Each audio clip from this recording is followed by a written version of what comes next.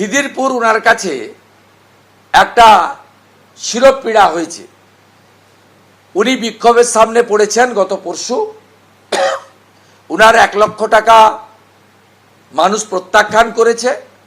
আর গতকাল বিরোধী দলনেতা, যিনি সরকারেও নেই কর্পোরেশনেও নেই, আর্থিক ক্ষতিপূরণও এত মানুষকে পকেট থেকে দেওয়ার মতো সামর্থ্যও নেই, সেই বিরোধী দলনেতাকে যেভাবে বরণ করেছে তার মধ্য দিয়ে মুখ্যমন্ত্রী এবং মেয়রের প্রতি অনাস্থা জানিয়েছেন জনগণ।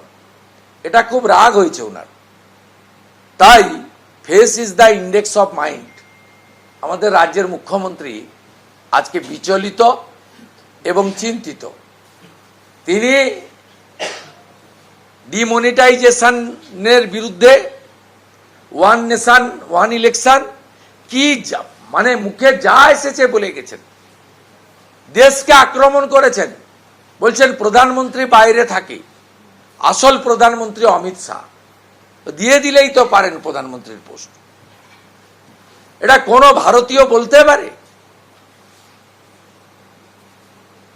দেশের প্রধানমন্ত্রী G7 এর মিটিংয়ে গেছেন, দেশের প্রধানমন্ত্রী সরকারি সফরে গেছেন, অপারেশন সিঁদুরের সময়, পাহেলগাম ইনসিডেন্টের সময় একমাত্র তুর্কি ছাড়া কোন দেশকে পাকিস্তান পাশে পায়নি।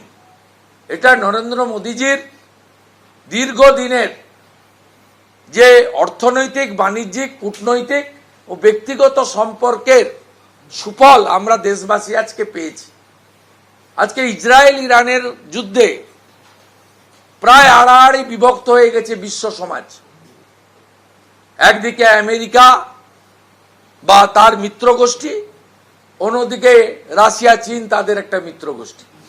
সেই জায়গায় দাঁড়িয়ে নরেন্দ্র মোদীজির কূটনীতি, বাণিজ্য নীতি, ব্যক্তিগত সম্পর্ক, সম্মান এবং মর্যাদার উভয়ের মধ্যে পারস্পরিক বোঝাপড়ার সম্পর্কতে প্রধানমন্ত্রী গোটা বিশ্ব সমাজকে পাহেলগাম সন্ত্রাসবাদীদের বিরুদ্ধে এক করেছিলেন। ভাবতে লজ্জা লাগে সেই প্রধানমন্ত্রীর বিদেশ সফর, অমিত শাহজি যেভাবে স্বরাষ্ট্রমন্ত্রী হিসেবে 370 ধারা বাতিল সহ যে সমস্ত যুগান্তকারী সিদ্ধান্ত নিয়েছেন। উনার পুলিশগুলো তো বেঁচেছে ধুলিয়ানে অমিত শাহজি স্বরাষ্ট্রমন্ত্রী বলে। 1 মিনিটে ডিএম এর আবেদনে 300 বিএসএফ ট্রুপকে বর্ডার এলাকা থেকে হার্ডলি 30 মিনিট লেগেছে পৌঁছে দিয়ে আহত 35 জন পুলিশকে উদ্ধার করা এবং স্কুলে আটকে থাকা ছাত্রছাত্রীদের ধুলিয়ান শামসেরগঞ্জে মুক্ত করার কাজটা বিএসএফ করেছে, যা অমিত শাহজির দপ্তরের অন্তর্গত। বড় বড় কথা বলেন, আমি আপনার মন্ত্রী ছিলাম 2016 সাল। সেই 16 সালে আপনি একটা ক্যাবিনেট বসিয়েছিলেন দার্জিলিংয়ে রাজভবনে।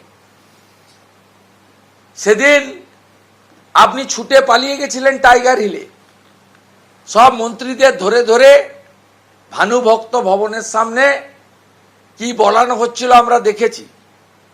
আমি আরো 2 জন মন্ত্রী আমরা ওখানে গেটে আটকে ছিলাম। সন্ধ্যে 7টার সময় পানি ট্যাঙ্কি থেকে 6 কোম্পানি সিআরপিএফ এসে সমস্ত মন্ত্রীদের উদ্ধার করে সমতলে নামিয়েছিল এবং আপনি পরের দিন সকালে সামনে পিছনে প্যারামিলিটারি ফোর্স দিয়ে আপনি নিজে উদ্ধার হয়ে নিচে নেমেছিলেন। সব সাক্ষী আমি।